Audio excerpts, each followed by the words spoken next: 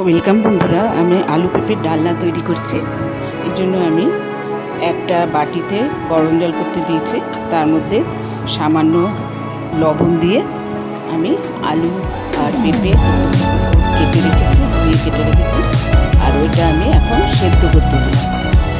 এটা কিছুটা সেদ্ধ হলে, হাফ সেদ্ধ হলে আমি জলটা ঝরিয়ে নেব, আর এটা দিয়ে আমি ডালনা তৈরি করব। এবার আমি কড়াইয়ে তেল দিয়েছি, তেলটা গরম হচ্ছে। তেলের মধ্যে আমি গোটা জিরে, লং, এলাচ, দারচিনি ফোড়ন দিয়েছি।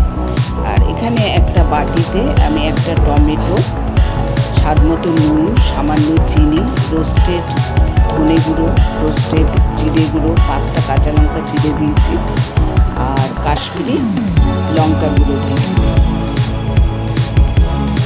বাটির মধ্যে এটা মশলাটা রেখেছি তৈরি করে। এবার কড়াইয়ে আমি দুটো তেজপাতা ছিঁড়ে দিয়েছি, আর দুটো শুকনো লঙ্কা ফোড়নে দিয়ে দিয়েছি। দিয়ে নেড়ে চেড়ে এর মধ্যে গ্রেট করা আদা দিয়ে দিয়েছি।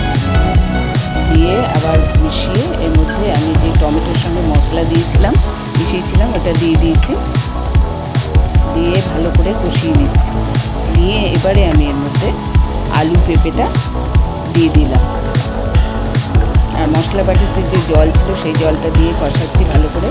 তারপরে আমি আলু পেঁপে, সেদ্ধ করা আলু পেঁপের মধ্যে দিয়ে দিয়েছি। দিয়ে ভালো করে আমি নেড়ে চেড়ে 5 মিনিটের মতো লো ফ্লেমে রেখে আমি এটা ঢেকে দিচ্ছি। ঢাকনা খুলে এখন দেখুন অনেকটা কষে এসছে। এবার এর মধ্যে আমি জল দিব। বন্ধুরা, আপনারা সাবস্ক্রাইব করবেন, সাবস্ক্রাইব করলে আরও নতুন রেসিপি আমার দেখতে পারবেন। এখানে জল দিয়ে আমি 10 মিনিটের জন্য লো ফ্লেমে ঢেকে রেখে দিয়েছি।